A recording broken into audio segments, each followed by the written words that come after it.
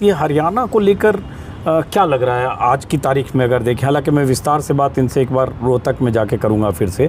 आज तो अचानक आए, मौसम ने हमें देर कर दिया और उस बीच ये खबर आ गई तो हमने वहाँ से शुरू कर दिया।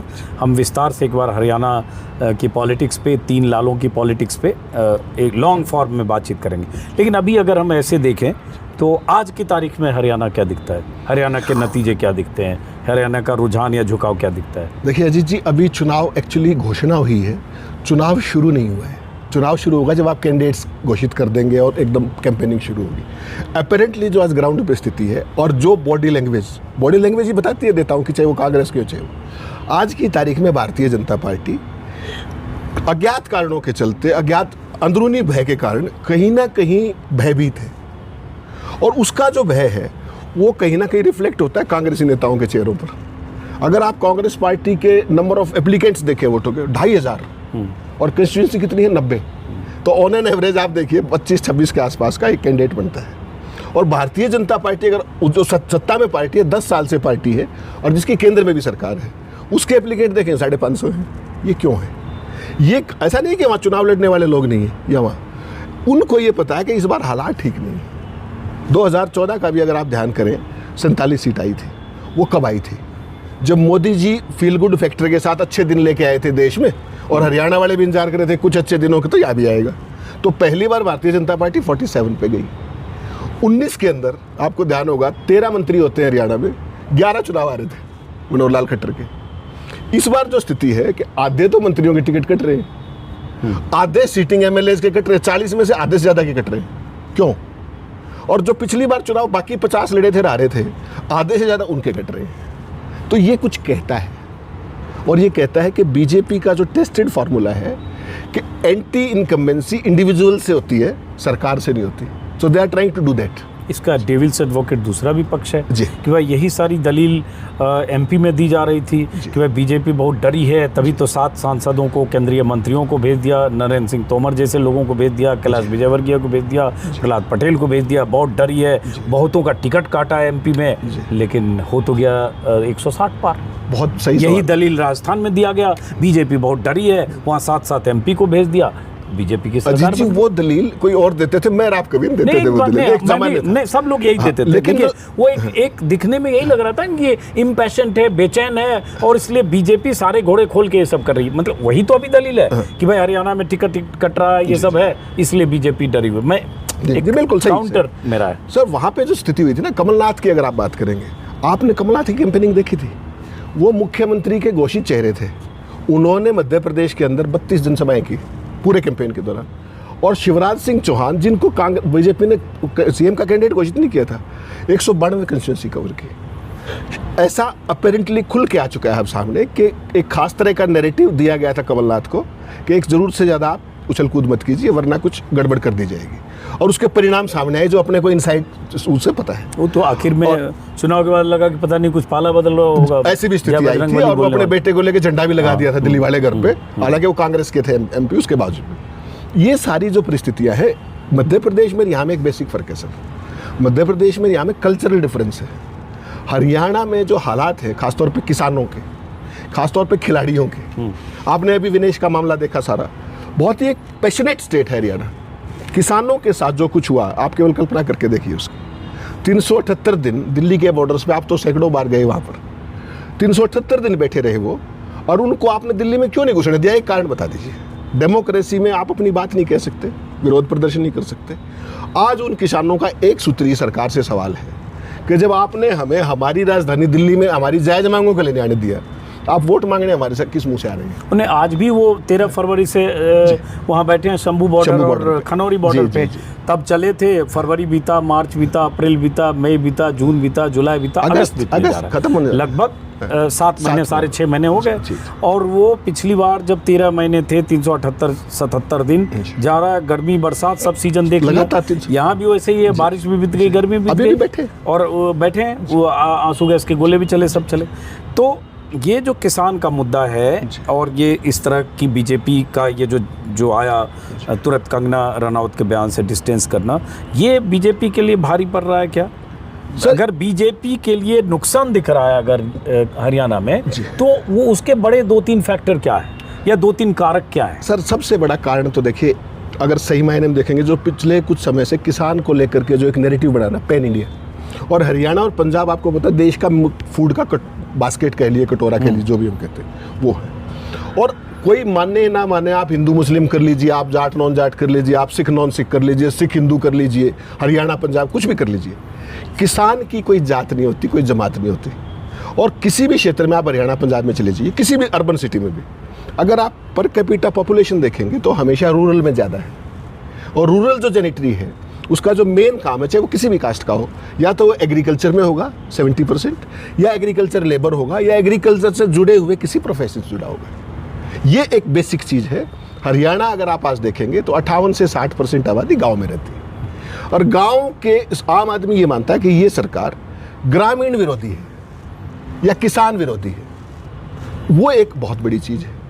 दूसरा, जो विनेश फोगाट का जो पूरा मामला हुआ, महिलाओं का जो दिल्ली में आंदोलन हुआ, सबसे बड़ा फैक्टर वो है सर। और उससे भी बड़ा फैक्टर अगर आप मानेंगे अजीत जी, आप हैरान हो जाएंगे, हरियाणा दिल्ली से 3 तरफ से घिरा हुआ है और काफ़ी समृद्ध प्रदेश है, संपन्न प्रदेश है। हरियाणा का जो बेरोजगारी दर है वो पूरे देश के एवरेज से 3 गुना है। 3 गुना साहब, आप कल्पना कर सकते हैं। इतना संपन्न प्रदेश, जहाँ पे गुड़गांव है, जहाँ पर फरीदाबाद है, जहाँ पर रोहतक में भी इंडस्ट्री है, खरगोदा में, पानीपत सोनीपत पानीपत में है, अम्बाला में है, अम्बाला में है। सही देखिए, ये सारी इंडस्ट्रियल बेल्ट है। और उसके बावजूद हमारे यूथ की आप हालत देखिए, 3 गुना बेरोजगारी, आप कल्पना नहीं कर सकते।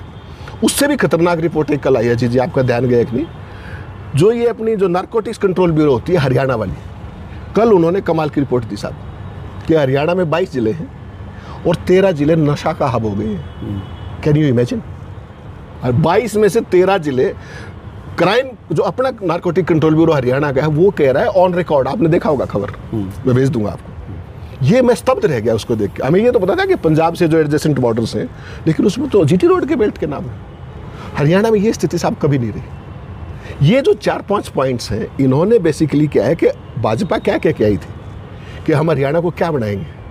हरियाणा को बनाने की बहुत ज़्यादा जरूरत नहीं थी आपको, हरियाणा को एक दिशा देने की जरूरत थी, बाकी चीज़ें ठीक थी। आज आपने हरियाणा को बेरोजगारी का हब बना दिया, नशे का हब बना दिया। उसके बाद आपने देखा होगा जो मेवात के अंदर जो करने की कोशिश की गई लास्ट ईयर, वो जो जलाभिषेक यात्रा के नाम पर, वो भूतों ने भविष्य है। हरियाणा में कितने मुस्लिम हैं? 2%, 2.5%, 4 कंस्टिट्यूंसी। नूह की बात कर रहे हैं, जो लास्ट ईयर जलाभिषेक, वो भी इन्होंने कसर नहीं छोड़ी।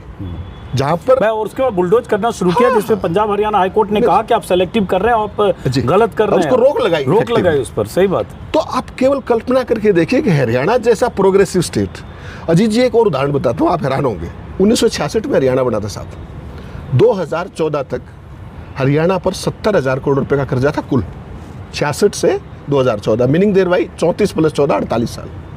48 साल में हरियाणा पे कर्जा 70,000 करोड़, और आज की तरह है 10 साल में 3.25 लाख करोड़। कहाँ से डेवलपमेंट करेंगे आप? तो कर्ज का ब्याज देते रह जाएंगे। जीएसटी आने के कारण स्टेट का रेवेन्यू शेयर अदरवाइज थोड़ा कम हो गया। तो आज हरियाणा प्रदेश, अच्छा मैं दूसरी बात कहता हूँ, बीजेपी एक भी कोई मेगा प्रोजेक्ट, कोई एक मेगा प्रोजेक्ट जो हरियाणा स्टेट के अंदर ये बता दे कि उन्होंने शुरू किया था और उन्होंने खत्म किया हो। मैं तो हरियाणा में रहता हूँ, अपना किसी से कोई लेना देना नहीं। एक प्रोजेक्ट कोई बता दे कि हमने स्टार्ट किया फाउंडेशन। अरे और विज्ञापन मंगवा, बहुत जो इतना विज्ञापन आ रहा है, अगर वो आप मेरे सामने रखेंगे ना तो उसकी एक एक खालो देड़ी जा सकती है। हाँ, तो हम एक बार उस पे अलग से बात करेंगे। कल्पना करिए आप, सब कुछ फ्रॉड है, सब कुछ झूठ है, और उस पर कितने करोड़ खर्च किए होंगे जी जी, सोच के। 2 महीने से कोई अखबार ऐसा नहीं था जिसमें रोज 2-2, 3-3 पेज का विज्ञापन नहीं था, और उसका वो देखिए नॉन स्टॉप हरियाणा। इनको शर्म भी नहीं आती। काहे का नॉन स्टॉप हरियाणा भाई? तुम 10 सवाल तुमसे मैं पूछता हूँ, आओ जवाब दे दो। जो मैंने आपसे 4 बातें कही, आप बताइए इनमें कौन सी गलत है? सरकार कहे कि बेरोजगारी नहीं है। गजब देखिए, राहुल गांधी क्या कहते हैं कि भाई आरक्षण, संविधान, फलान। कल आप भी कहीं बात कर रहे थे, मैंने सुना 1,20,000 बच्चे, हरियाणा में 2 लाख वैकेंसीज आज सरकारी, छोटा सा स्टेट है। 1,20,000 बच्चों को रोजगार दिया ठेके पे, ठेके पे। उनकी कोई सैलरी नहीं है, कुछ नहीं है। 18,000, 20,000, 22,000, 24,000, और वो काम कर रहे हैं लगातार। वो कैसे लगे हैं? कोई आरक्षण का रोस्टर नहीं, कोई सिलेक्शन का प्रोसीजर नहीं, कोई प्रेस्क्राइब्ड क्वालिफिकेशन नहीं, कोई एक्सपीरियंस नहीं है। आरएसएस के किसी बंदे ने फ़ोन किया, बीजेपी वाले ने फ़ोन किया, आपने खट से लगा दिया। ठीक, कहाँ गया आरक्षण? कहाँ गई सामाजिक समरूपता, सामाजिक एकता, सबका विकास, सबका वो? और 1 गजब और कर दिया फिर। 16 तारीख को चुनाव घोषित हुआ अगस्त को, 14 अगस्त को कैबिनेट एक नोटिफिकेशन निकालता है कि जो ये बच्चे हमने लगाए थे, उसको कौशल रोजगार विकास निगम कहते हैं, उसके तहत जो बच्चे लगे हैं उनकी जॉब सुरक्षा है और वो 58 साल तक उनको कोई हटाएगा नहीं। लेकिन उनको जो सरकारी कर्मचारी वाली जो वो चीज़ें हैं, जो सैलरी और वो सारी चीज़ें, केवल फिक्स्ड सैलरी बेसिक, यानी कि मैं कौशल रोजगार का एम्प्लॉई हूँ, मुझे 40,000 मिलेंगे और आप रेगुलर वाले हैं, आपको 2 लाख मिलेंगे, 80,000 मिलेंगे, लाख मिलेंगे। क्या ये संभव है? कोई आरक्षण नहीं, कोई क्वालिफिकेशन नहीं, कोई सिलेक्शन क्राइटेरिया नहीं, ना वो प्रॉपरली सिलेक्ट हुए। वो जो 1,20,000 बच्चे हैं वो तो भुगतेंगे ही भुगतेंगे। कोई भी कोर्ट में जाएगा कि आपने कैसे कर दिया, इनका सिलेक्शन कैसे था। पहले गेस्ट टीचर के मामले में देखा होगा आपने, सुप्रीम कोर्ट ने 3 बार हटाया, 3 बार आए, जो भी कुछ है, कि सरकार ने किया उस पर नहीं जा रहा मैं, ये होता है। तो आपने पूरे का मजाक उड़ा के रख दिया, यूथ के साथ आप खेल रहे हैं, आग के साथ खेल रहे हैं। हरियाणा में जहाँ बेरोजगारी नहीं थी कभी, वहाँ रोजगार की हालत है कि किसी गाँव में आप चले जाइए, आप मेरे साथ चलिएगा जब हरियाणा आएंगे, कोई गाँव ऐसा नहीं है जहाँ 20 से 25 बच्चे हर गाँव में अपनी ज़मीनें माँ बाप की पुश्तैनी बिकवा के डोंकी रूट से, रशिया में भी हरियाणा के बच्चे लड़ रहे हैं, कैन यू इमेजिन, यूक्रेन में। नहीं, ये बताओ फिर, चलिए आपने कह दिया, आपके हिसाब से मतलब 10 साल में कोई काम नहीं हुआ हरियाणा में? हरियाणा मैं कहाँ कह रहा हूँ कि काम नहीं हुआ, नहीं, वो क्रिएटिविटी और पॉजिटिविटी की तरफ कुछ नहीं हुआ। एक तो होती है ना अप्रोच आपकी, you are developmental, you are progressive, you are visionary, और आप एक दिशा दिखाते हैं। मैंने आपको कहा कि हरियाणा वैसा प्रदेश नहीं था कि जहाँ आपको स्क्रैच से शुरू करना था। Haryana was already developed, you had to just give it a direction कि उसमें अकाउंटेबल एडमिनिस्ट्रेशन हो जाए, उसमें गवर्नेंस की डिलीवरी हो जाए। आपने क्या किया, आप पोर्टल राज ले आए, पूरा हरियाणा लाइनों में खड़ा है 2 बातों पे। हाँ, ये पोर्टल राज को लेकर बड़ा चर्चा है, आप हैरान हो जाएंगे। हाँ, सारे बयान पोर्टल राज क्या है, जरा वो समझाइए। अजीत जी, ये आपका घर है। हाँ, ये घर आपने सारे फोटो भी चढ़ा दिए। अच्छा, आपने कुछ नहीं किया, सैटेलाइट से आपके घर की पिक्चर होगी और वो मेरे नाम चढ़ा दिया, कर लिया, आप क्या करेंगे? अच्छा, आपको पता कब लगेगा, जब आपका प्रॉपर्टी टैक्स आएगा या कुछ आएगा कि यार ये तो मेरा घर है, हेमंत के नाम है, आप भागते रहिए। फिर लाइए सबूत, आप सबूत दे आए। ऐसा हो रहा है? मेरा घर पड़ोसी के चढ़ा रखा है, वो बैठे हैं सामने। अच्छा, मेरा घर का फोटो मेरा है घर का, और पड़ोसी के नाम चढ़ा रखा है। कैसे चढ़ा दे? अगले ना कोई सर्वे किया ना कुछ किया, जो मर्जी आए कर दिया। याशी कंपनी थी, अभी लोकायुक्त की जांच चल रही है। 14 IAS अफसर थे जो उन्होंने उसको बिना कुछ किए सीधे हमने पास कर दिया। वो किसी संघी की थी, 65 करोड़ रुपया, और उसके आप जितने डॉक्यूमेंट कहें आप रोते कहेंगे, मैं आपको सेट दूंगा पूरा। फैमिली ID आपने लिखी मेरी तनख्वाह 5 लाख, उसमें चढ़ गई 50 लाख। मैंने लिखी 5,000, मेरी चढ़ गई 5 लाख। तो मेरे जितने भी सरकार से वो सब्सिडी, ये वो सिलेंडर, पेंशन सब बंद हो गया पड़ा। कैसे चढ़ गया? मतलब सिस्टम प्रॉब्लम है सर। मैं आपके घर आया, मैंने आपसे पूछा कौन कौन मेंबर से क्या है, वो तभी तो ठीक होगा जब मैं आपसे पूछ के जाऊंगा। ओके। और मैंने वो डेटा ही कहीं और से उठा लिया। ओके। आपका फोटो घर का सैटेलाइट दे देगा, इसकी ओनरशिप सैटेलाइट थोड़ी दे देगा, वो तो आपके पास पूछना पड़ेगा। तो पोर्टल राज इसी के लिए कर मनोहर लाल खट्टर ने ये किया। ओके। फैमिली IDs आपने कुछ चढ़ाया, जो मरे हुए लोग हैं उनकी वोट चालू है, जो जिंदा है उनकी वोट काट दी। वो बुढ़े सारे वो अपने लाइफ सर्टिफिकेट लिए घूम रहे कि साहब हम तो जिंदा है, हमारी पेंशन। पोर्टल राज क्यों हुआ ये? सारी चीजें पोर्टल से कर दी ना साहब, पोर्टल से कनेक्ट कर दिया। पहले आपने जैसे घर का लेना है, आप जाएंगे सारे फॉर्मेलिटी। तो एक तरह से देखिए टेक्निकली वो बेहतर करने की कोशिश कर रहे थे। गए थे नमाज अदा करने, रोजे गले पड़ गए। सही कह सकते हैं। तो वो स्थिति हुई। मनोहर लाल ने पूरे हरियाणा को लाइनों में खड़ा कर दिया, लाइनों में। और प्रैक्टिक अच्छा और गजब देखिए आप, किसानों के लिए मोदी जी ने 6,000 रुपए की स्कीम शुरू की हरियाणा के अंदर, उसमें 18 से 20 लाख किसान कवर हुए इनिशियल। फिर मनोहर लाल जी के वो फैमिली पोर्टल चालू हो गए, उसमें जिसमें आय भी है, हर परिवार का सब कुछ है। पता लगा उसमें 6 लाख किसानों की कट गई वो। अब आपने मुझे नहीं दिया तो कोई बात नहीं, लेकिन आपको मिल रहा था ना, तो आपका पक्का इंतजाम कर दिया फिर। और फिर आप घूमते रहिए, आप ये बताते रहिए कि मेरी इनकम कम है, आप ये कहिए भाई मेरी तो 2 एकड़ थी, तूने 20 कहाँ से चढ़ा दी। तो ये सारी चीजें दैट इज कंप्लीट, वो जो कहते हैं ना डिजास्टर। और ये मैं नहीं कह रहा, भाजपा के किसी नेता से आप अकेले में बैठिए, दहाड़े मार मार के रो रहे, दहाड़े मार मार के। नहीं तो आज की स्थिति में अब आपको फिर पॉलिटिकल सवाल पे आते हैं। ये तो चलिए आपने बताया पॉलिसी पैरालिसिस, पोर्टल राज की खामियां जो भी है।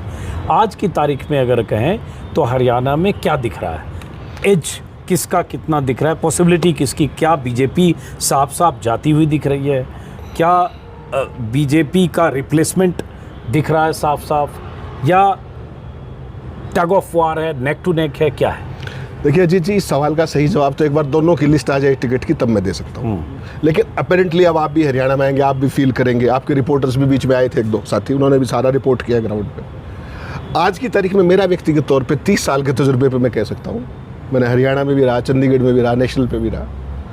हरियाणा की आज की स्थिति ये है कि अगर कांग्रेस पार्टी केवल गलती ना करे, जो कि वो करते हैं, करते आए हैं, सेल्फ गोल के तो चैंपियन है वो, अगर कांग्रेस पार्टी आज केवल गलती ना करे, अच्छा ये तो छोड़ ही दीजिए, गलती इन दी सेंस टिकट गलत ना बांटे, लूज टाक ना करे, वो जो भी करते हैं, गुटबाजी जो भी उनका है, जो भी उसको आप प्रतिस्पर्धा कहते हैं, वो गुटबाजी ही है बेसिकली।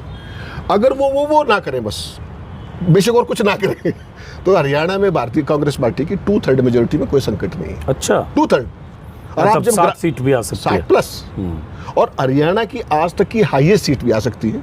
आपने जैसे कल कहा था एक प्रोग्राम में, 2005 में 67 सीट आई थी, 67। इस बार वो स्थिति भी है, लेकिन फिर उसमें वही राइटर है कि कांग्रेस पार्टी वो ना करे जो वो करते आए हैं, दैट इज सेल्फ गोल। क्योंकि माहौल आप ये देखिए, प्रदेश में किसी भी प्रदेश के, हरियाणा छोड़ दीजिए, महिला 50% वोटर होती है, 48, किसान, हिंदुस्तान किसानों का हो, यूथ, स्पोर्ट्समैन, बच्चा कौन।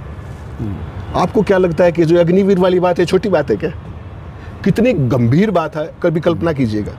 हरियाणा पूरे देश की जो आबादी है उसकी आबादी का 2% भी नहीं है, अगर पूरे देश की वजह। और हिंदुस्तान की फौज के अंदर और पैरामिलिट्री के अंदर, अगर स्पेसिफिक फौज की बात करें आप, हर 10वां सैनिक हरियाणा से है, हर 10वां। सही बात है, तो नाराजगी होगी भी। अब मैं फिर 13 लाख की फौज है हमारी, अपने केवल इंडियन आर्मी की बात करें तो 1,30,000 हरियाणा के हुए। और वो बच्चे आपने गांव में, आप तो बहुत आते हो गांव में, किसानों आंदोलन में देखा, सुबह सैकड़ों बच्चे आपको सड़कों पे दौड़ते मिलते थे, वर्जिशें, दौड़, मैदान में, स्टेडियम में, जिसे जहां सब जबरदस्त। आज वो बच्चे 4 साल के लिए, मुझे ये बता दीजिए अजीत जी, 4 साल के लिए कोई अग्निवीर बॉर्डर पे जान क्यों देगा? मुझे एक कारण समझा दीजिए। फौज पैशन था, इन्होंने क्या किया है उसका कोई खेल नहीं समझ रहा अग्निवीर का। अग्निवीर कुछ नहीं है, अग्निवीर सरकारी पैसे से फौजी क्रिएट करके और बेरोजगारी क्रिएट करनी है 4 साल के लिए। जो अडानी के एयरपोर्ट स्पोर्ट्स हैं वो CIS नहीं, वो आप लॉन्ग टर्म का बताओ, थ्योरी दी जाती है, ये थ्योरी नहीं है कि इतने लोग आ जाएंगे, वो सब प्राइवेट सिक्योरिटी कंपनी में जाएंगे, वो प्राइवेट व्यक्ति है वो। अच्छा, जिसको चलानी है आपने आर्म सिखाया है, वो क्या करेगा? वो तो अग्निवीर पे बहुत विमर्श है, बहुत सारे जनरल बोल रहे हैं कि 4थे साल तक तो ट्रेंड होते हैं, 4 साल में, 5 साल में प्रोसेस है वो, और प्रोसेस है, और आप 4 साल में निकाल दे रहे हो उसको। खैर, फौज ने क्या कहा था? एक तो अग्निवीर का इशू है, लेकिन हम वापस वहीं आते हैं, चूंकि सनडाउन हो रहा है, अंधेरा हो जाएगा और आपको भी हरियाणा जाना है और मैं फिर रोहतक भी जाने वाला हूँ बहुत सारी बातें करने के लिए, और हरियाणा ट्रैवलिंग का, चुनावी कवरेज का एक सिलसिला शुरू करने वाला हूँ। कल हमने दीपेंद्र हुड्डा का इंटरव्यू हमारे यूट्यूब पर देखा होगा, मोस्ट प्रोबेबली कल कुमारी सैलजा का इंटरव्यू आप देखेंगे।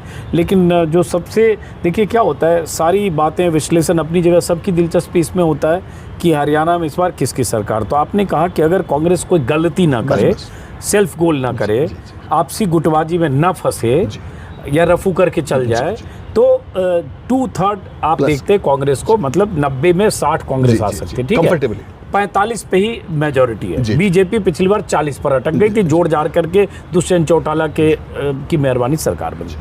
अब बात आती है कि मान लीजिए थोड़ी बहुत गुटबाजी भी हो जाए, मान लीजिए थोड़ा बहुत टिकट में भी गड़बड़ हो जाए, तो भी तो आप देख रहे हैं कि जो मेजोरिटी मार्क से 15 ज़्यादा है, तो भी इसका मतलब आपके हिसाब से क्लियर कट पॉसिबिलिटी कांग्रेस की है 100%। और उसका लॉजिक है सिंपल सा, ज़्यादा उसमें कोई गणित गुणा भाग की जरूरत नहीं है जी। हरियाणा के अंदर जब से हरियाणा बना है और अब तक 3 फोर्सेज रहती है। आपको हरियाणा पता है, रीजनल पार्टी बहुत सदा से मजबूत रही है, कभी चाहे देवलाल थे, चाहे अपने क्या नाम है चौबंसी लाल थे। इस बार के चुनाव में एक बहुत इंटरेस्टिंग चीज़ आप नोट करेंगे कि हरियाणा में बीजेपी कब जीतती है, जब सारी पार्टियां अलग अलग चुनाव लड़ रही हैं। पिछली बार 2014 में आपको ध्यान है, इनेलो मुख्य विपक्षी दल थी, 19% वोट थे, 19%, और विपक्षी दल बन के आए। क्यों? क्योंकि इनेलो अलग थी, कांग्रेस अलग थी, रिसारा था, तो जाट वोट बटे 2 जगह पे, बीजेपी को जाटी वोट बांटे रहे, बाकी काम अपने आप हो जाता है। 19 में उन्होंने जेजेपी बनवाई, अगर आपको ध्यान हो, जेजेपी बनवाई, मैं बहुत जिम्मेदारी से कह रहा हूँ, देवीलाल चौटाला साहब के परिवार में जिस तरीके का वो हुआ, उसका परिणाम देखिए आप, कि जो इनेलो का वोट बैंक था वो सारे का सारा जेजेपी में, और Congress was banking upon Jats, और वो 3 जगह बटे, फिर 2 नहीं, वो कांग्रेस को बटे वो जेजेपी को बटे और वो चौटाला साहब की INLD को तो इन लोग जो है 19 से 1 सीट पे पहुंच सीट पे गए, आ गए। जेजेपी 10 सीट की पार्टी 0 हो से गई। 10 पे। 10 पे हो गई। और बीजेपी अगर देखें तो 2014 में बीजेपी को 47 थी और 40 पे आ गई। 40 पे थोड़ी कम हो गई। 40। लेकिन वो जो चीज हुई उसका खेल समझिए आप क्या था। अगर आपको ध्यान हो, ABP ने एक सर्वे चलाया था 78 से 83। उस सर्वे ने सारी कांग्रेस को घर बिठा दिया कि यार ये तो लोकसभा में, क्योंकि 10 की 10 आई थी 2019 में, पुलवामा की लहर थी, तो पूरी कांग्रेस घर बैठ गई, बीजेपी की लॉटरी निकल गई। इस बार की जो स्थिति है वो ये है कि आपने अभी जस्ट 4 महीने पहले 4 जून को रिजल्ट आया है, आपको ध्यान है सारा टिप्स पे। इस बार खेल बिल्कुल पलट गया जी। जेजेपी ने ऐसी मूर्खता की कि कहा कि हम यमुना पार करके आएंगे और फिर उनको समर्थन दे दिया। बीजेपी को समर्थन देते किसी को आपत्ति नहीं थी। हरियाणा में हेटेड फिगर थी रूरल में मनोहर लाल खट्टर, तो वो चिढ़ है केवल। बीजेपी के साथ तो ये सदा ही रहे, अगर आपको ध्यान हो, चाहे देवीलाल की नेचुरल लड़ाई, चौटाला साहब की नेचुरल लड़ाई बीजेपी। लेकिन खट्टर को समर्थन क्यों दिया आपने? खट्टर के साथ विरोध का चुनाव लड़के आप हैरान होंगे, 0.87% लोकसभा में वोट आई, 0.87। और उस पार्टी कितनी वोट थी? 14.9। 0.87 लोकसभा और INLD 1.53 कुल। तो आप समझ सकते हैं कि जो ये वोट बटते थे, इधर उधर गिरते थे, वो दो जगह आ वो गए, आमने सामने 46-43% पे आ गए। 46% बीजेपी, 43% कांग्रेस। और उसमें भी 46-43 हम कब कह रहे हैं? जब कुरुक्षेत्र की सीट अलायंस में आम आदमी पार्टी के पास। हाँ, मतलब अगर दोनों को जोड़ देते, 3.8 है शायद आम आदमी पार्टी, दोनों जोड़ देंगे तो 47% अकेले कांग्रेस हैज क्रॉस्ड दैट, मतलब इंडिया गठबंधन 48%। हाँ, दैट इज क्रॉस्ड। 48। तो वो बात हमें समझनी है कि क्योंकि फिगर्स में ना आपका कुछ है ना मेरा कुछ है, फिगर्स बोलते हैं। और अगर आपको एक बात और ध्यान हो, 2019 का चुनाव याद कीजिए लोकसभा का, बीजेपी को कितनी वोट मिली थी पुलवामा के बाद? 58%। भूतों ने भविष्य थे हरियाणा जैसी स्टेट के अंदर। और 2019 में ही अक्टूबर के रिजल्ट देखिए आप विधानसभा के, बीजेपी को कितनी वोट मिली थी? 36%। 4 महीने के अंदर बीजेपी लॉस 22%। तो आप सोच लीजिए, 19 का हरियाणा, उसके बाद किसान आंदोलन, उसके बाद पहलवान आंदोलन, उसके बाद बेरोजगारी, उसके बाद ये तमाम चीजें जो हमने बात की। तो अब अगर 40% थे, और वो भी इसलिए कि एक सीट आम आदमी पार्टी ने लड़ी, वो कांग्रेस में आप नहीं जोड़ सकते, नहीं तो एक उसमें भी करेंगे तो 4% बढ़ती है सीधी सीधी ऑन एन एवरेज। तो ये सारा सूरत हाल बड़ा अपैरेंटली कुछ बात कह रहा है, और वो यही कह रहा है कि अगर आप केवल सेल्फ गोल ना करें और उस मोड में ना जाएं जिसके लिए आपको ख्यात है, और जो आप रह रहकर करते हैं, और मुझे पूरा भरोसा आप भी करेंगे, मानेंगे नहीं, क्योंकि मैं 30 साल से देख रहा हूं उनको, वो नहीं मान सकते ये जो सारी चीजें। उसके बावजूद भी गजब देखिए आप, एक छोटी सी बात, मैं आज हैरान था। आज सुबह आपने मनोहर लाल जी को CM से हटाया 12 मार्च को।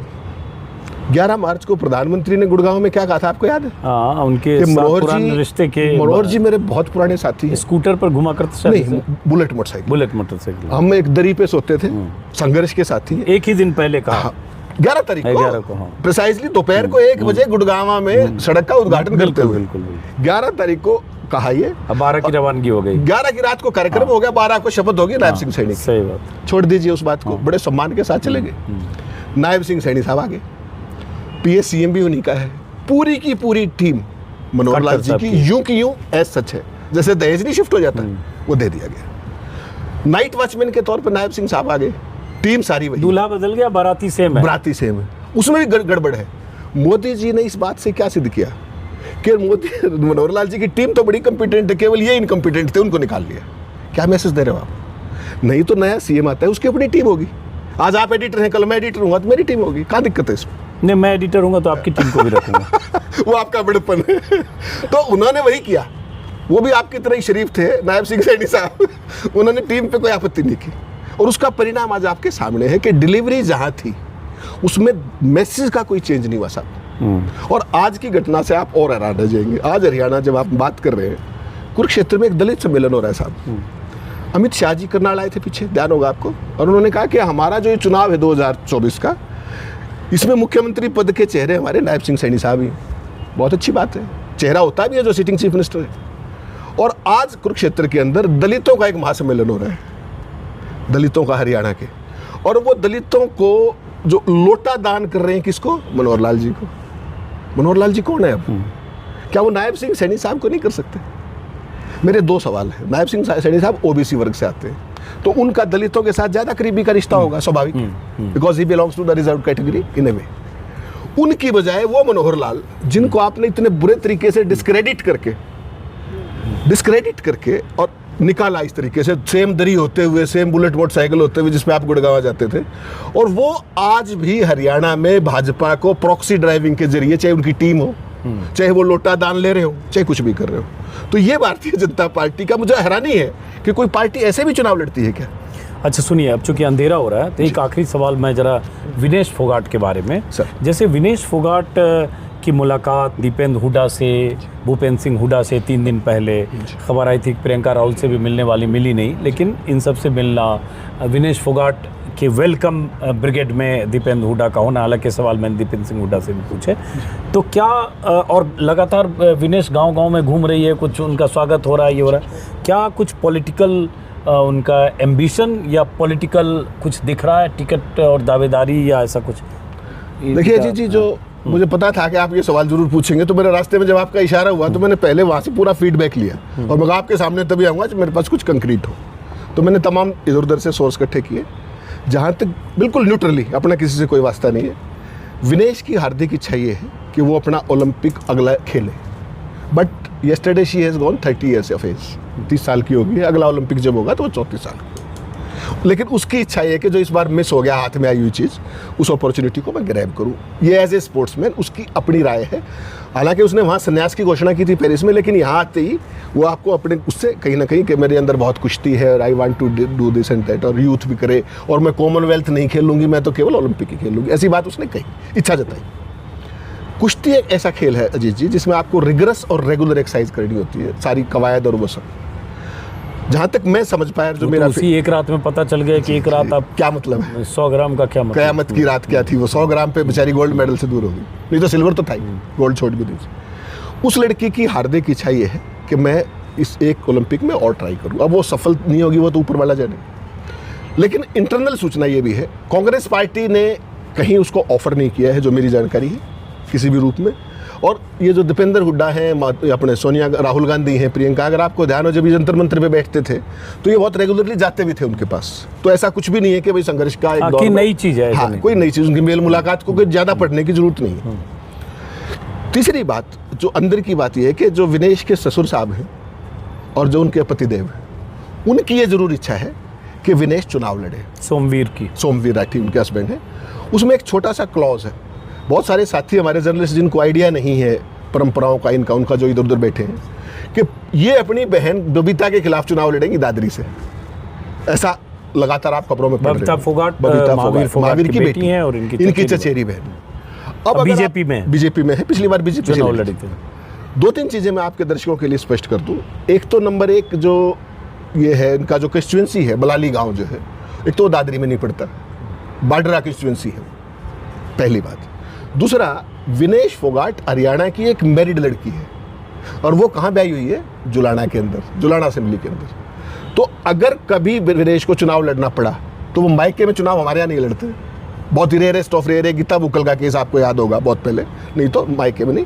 वो जब भी चुनाव लड़ेगी वो जुलाना में लड़ेगी, उसके जो राठीज है वो वहाँ के हैं। वो इस बार जहाँ तक विनेश का सवाल है, उसकी इच्छा अभी, वो उसने डिसीजन नहीं किया है, लेकिन she is more inclined towards wrestling. और जो उसका इन लॉज का परिवार है, they are certainly inclined towards, they are not saying politics, they are saying कि सोशल सर्विस में आना चाहिए। तो अब सोशल सर्विस का मायने कुछ चीज़ें जो कुछ आप सीधा नहीं कहते तो सामाजिक उसको जोड़ दीजिए। लेकिन जहाँ तक मेरी जानकारी है, मुझे लगता है कि विनेश की अगर चली तो वो ये चुनाव कम से कम बहुत कारणों से नहीं लड़ेंगी। और उसका सबसे बड़ा कारण, जो भारतीय जनता पार्टी लगातार, आपको ध्यान है क्या कहती है, ये कि ये कांग्रेस के एजेंट हैं, और उनकी जो लड़ाई है, एजेंट तो डायरेक्ट नहीं भी कहें, लेकिन हाँ आरोप लगता है कि आपको कांग्रेस प्रायोजित है। दीपेंद्र हुड्डा क्यों गए, तो पहले से उनका कनेक्शन है। प्रियंका क्यों गई थी।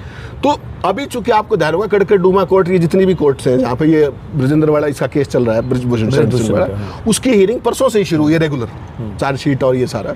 तो ऐसे में अगर वो चुनाव लड़ती है तो वो अपने कॉज भी उसका डिफीट हो जाएगा। और जहाँ तक राजनीति में आने की बात है, शी इज ओनली 30, येस्टरडे 30 पूरे किए, तो अगले चुनाव में 35 की होगी, कोई बड़ी बात तो है नहीं। तो शी कैन रियली वेट। अगर, क्योंकि उसने लड़ाई, आप देखो जंतर मंतर पे 140 दिनों तक लड़ी है, तो उस लड़ाई को वो इतनी छोटी सी चीज़ के लिए, क्योंकि she is a celebrity itself, 2016 से ओलंपिक खेलती आ रही है, कोई बड़ी चीज़ उसके लिए टिकट विकट विधायक कोई बहुत बड़ी चीज़ नहीं है। तो जहाँ तक उसका जो जुनून आपने देखा है, जो उसका मिशनरी भाव देखा है, जो उसकी संघर्षशीलता देखी है, और जो अब तक की उसकी सारी जो जीवन यात्रा है, मुझे नहीं लगता कि वो इस तरह का राजनीति में आएगी। हाँ, उनके जो इनलाज हैं उनकी इच्छा जरूर है, बाकी 2-4 दिन के अंदर सामने आ जाएगा मेरे हिसाब से कि उनके चुनाव लड़ने के चांसेस 1% से भी कम है। तो लड़ा तो जुलाना से लड़ेंगे। एक बात इन्होंने कम से कम अपनी जानकारी के आधार पे कह दी कि विनेश फोगाट के चुनाव लड़ने के चांस 1% से कम है। जी, मतलब ना के बराबर। ना के बराबर। ये हेमंत अत्री का अपना की विश्लेषण भी है, जानकारी भी है, जो भी है। अब क्या होता है ये पता चलेगा, क्योंकि टिकट अभी तक के तय कार्यक्रम के हिसाब से अगर चुनाव होगा तो सितंबर के पहले सप्ताह में टिकट का अनाउंसमेंट करना पड़ेगा और टिकट का अनाउंसमेंट हो जाएगा। तो अब वक्त कम है, देखते हैं क्या होता है। फिलहाल हेमंत अत्री साहब से इस बातचीत को यहीं ख़त्म करते हैं और विराम देते हैं। हम लोग रोहतक में भी और लगातार मिलेंगे और हरियाणा की यात्रा हमारी होती रहेगी चुनाव के दौरान। जी, आपका स्वागत है, बहुत बहुत हम इंतजार करेंगे। आप जल्दी आइए, क्योंकि चुनाव में मुझे घूमना बहुत अच्छा लगता है। आइए। और मेरे लिए भी ये पर्व की तरह होता है, उत्सव की तरह। तो हरियाणा और श्रीनगर, कश्मीर के अलग अलग जगह, तो कोशिश करूंगा वहाँ भी जाऊँ। फिर उसके बाद महाराष्ट्र है, लेकिन अभी हरियाणा सटा हुआ है और किसान आंदोलन के दौरान हरियाणा को बहुत करीब से मैंने देखा भी है। हरियाणा के लोग मुझे खास मोहब्बत भी करते हैं। एक चीज आपको मोदी जी का धन्यवाद करना चाहिए। अगर मोदी जी नहीं चाहते तो आपको ये चारों राज्यों में नहीं जा सकते। मोदी जी ने आपकी बड़ी मदद की है। 1 नेशन 1 इलेक्शन के तहत अगर इकट्ठा चुनाव कर देते तो आप इनमें से 2 ही स्टेट में जाते। इसका दूसरा पहलू है कि 15 अगस्त को आप 1 नेशन 1 इलेक्शन पर भाषण देते हैं, 16 अगस्त को 2 इलेक्शन इधर और 2 का पता नहीं करते हैं। जो उपचुनाव इतनी सीटों पर यूपी की 10, राजस्थान सब छोड़ दिया। तो ये तो देखिए कहने की बात है, पारदर्शी जुबानी जमा खर्च, लाल किले से बोला और हकीकत दोनों फर्क है। अब लाल किले का जिक्र चला तो बात निकली है, दूर तलक जाएगी। 2 साल पहले इसी लाल किले से जिस दिन वो भाषण दे रहे थे महिला और नारी सम्मान का 75 साल पूरे होने पे, उसी दिन आज़ादी के अमृत महोत्सव पे उसी दिन गोधरा में रिहा कर दिया गया था 11 बिल्किस के दरिंदों को। जिस समय इनका भाषण चल रहा था, नारी सम्मान, वहाँ वो मिठाई स्वागत हो रहा था, माला। तो ये तो मोदी जी हैं। फिलहाल इस वीडियो को ख़त्म करते हैं और आपको समझना पड़ेगा कि कैमरे के हिसाब से कैसे लाइट रखा जाता है। फिलहाल मैं इस वीडियो को ख़त्म करता हूँ, क्योंकि हमारे सहयोगी थोड़ा कंफ्यूज कर रहे हैं कि लाइट यहाँ लगाएं कि वहाँ लगाएं कि नीचे लगाएं कि ऊपर लगाएं, इधर लगाएं, हंस रहे हैं पीछे से। तो नमस्कार है।